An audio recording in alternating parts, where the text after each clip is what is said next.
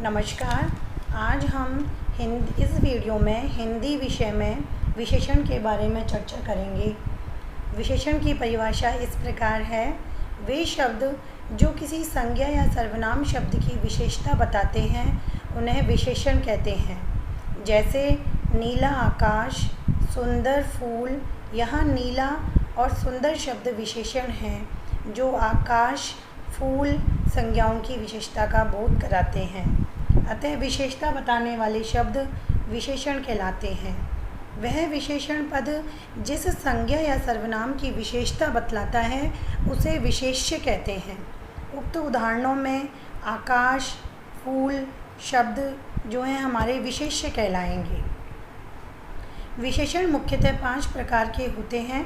Number 1 गुणवाचक विशेषण, number 2 संख्यावाचक विशेषण, number 3 परिमाणवाचक विशेषण, नंबर 4 संकेतवाचक विशेषण, नंबर 5 व्यक्तिवाचक विशेषण। अब हम इन विशेषण के 5 प्रकारों की परिभाषाओं के बारे में जानेंगे। नंबर 1 है गुणवाचक विशेषण। इसकी परिभाषा इस प्रकार है। वे शब्द जो किसी संज्ञा या सर्वनाम के गुण, दोष, रूप, रंग, आकार, स्वभाव, दशा आदि का बोध कराते हैं उन्हें गुणवाचक विशेषण कहते हैं। जैसे ईमानदार, आलसी, सुंदर, गोरा, पतला, धार्मिक, बलवान आदि। ये जो उदाहरण हैं ये गुण, दोष, रूप, रंग, आकार, स्वभाव आदि के बोध करा रहे हैं, इसलिए गुणवाचक विशेषण है। नंबर 2 है संख्यावाचक विशेषण। इसकी परिभाषा इस प्रकार है। विशेषण जो किसी संज्ञा या सर्वनाम की निश्चित, अनिश्चित संख्या, क्रम या गणना का बोध कराते हैं उन्हें संख्यावाचक विशेषण कहते हैं। यह भी 2 प्रकार के होते हैं। एक वे जो निश्चित संख्या का बोध कराते हैं। इसका जो निश्चित संख्या है इसका उदाहरण इस प्रकार है। रमेश के बेटे ने कक्षा में पहला स्थान पाया। पहला स्थान यह एक निश्चित संख्या है क्योंकि कक्षा में बहुत सारे बच्चे हैं, उन सभी बच्चों में उसने पहला स्थान प्राप्त किया है, तो ये एक निश्चित संख्या का बोध करा रहा है। तथा दूसरा है इसमें दूसरे वे जो अनिश्चित संख्या का बोध कराते हैं। जैसे मंदिर में बहुत लोग जमा हो गए हैं। यहाँ पर कितने लोग जमा हो गए हैं मंदिर में हमें नहीं पता, तो यह एक अनिश्चित संख्या का बोध करा रहा है। नंबर 1 है निश्चित संख्यावाचक। इसके प्रकार इस प्रकार हैं।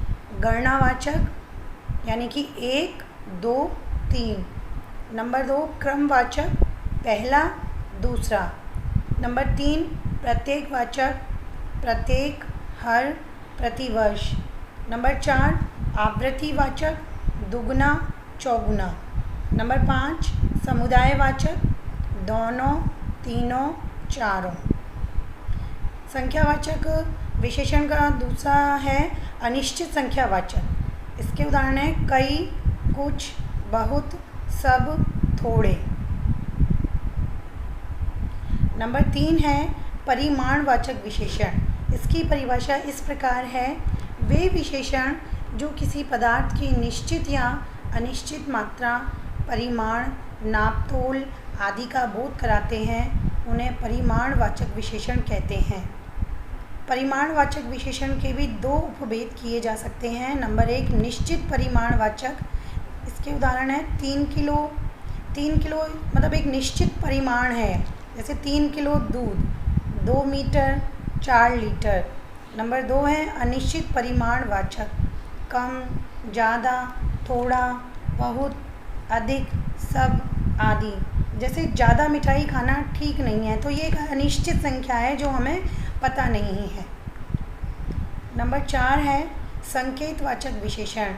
सर्वनाम शब्द जो विशेषण के रूप में किसी संज्ञा या सर्वनाम की विशेषता बताते हैं उन्हें संकेतवाचक या सार्वनामिक विशेषण कहते हैं। जैसे मेरी किताब। यहाँ पर जो मेरी शब्द है वो सर्वनाम ने विशेषण का रूप ले लिया है, इसलिए यहाँ पर ये संकेतवाचक इस विशेषण का उदाहरण बन गया।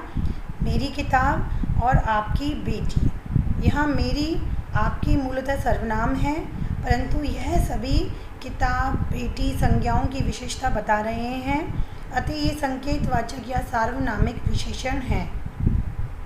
नंबर 5 है व्यक्तिवाचक विशेषण। विशेषण जो व्यक्तिवाचक संज्ञाओं से बनकर अन्य संज्ञा या सर्वनाम की विशेषता बतलाते हैं उन्हें व्यक्तिवाचक विशेषण कहते हैं। जैसे बनारसी साड़ी, कश्मीरी सेब, बीकानेरी भुजिया। वाक्यों में बनारसी, कश्मीरी, बीकानेरी शब्द व्यक्तिवाचक विशेषण हैं।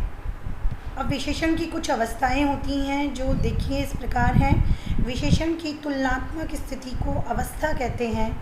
अवस्था के 3 प्रकार माने गए हैं।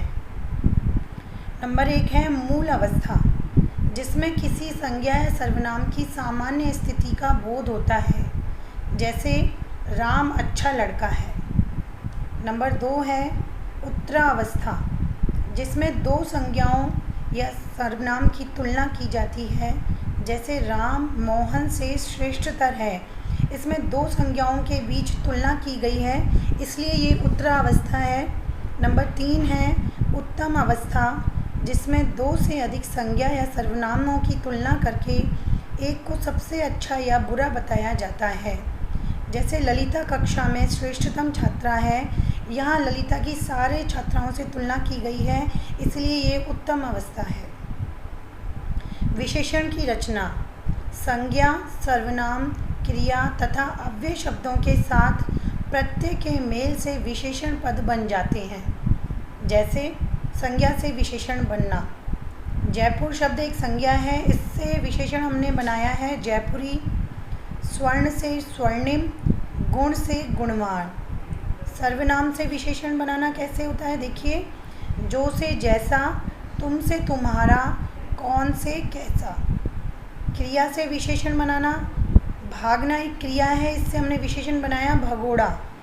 कमाना कमाऊ। पढ़ना से बना है पढ़ाकू। अव्यय से विशेषण बनाना कैसे बना, पीछे से पिछला, नीचे से निचला, बाहर से बाहरी।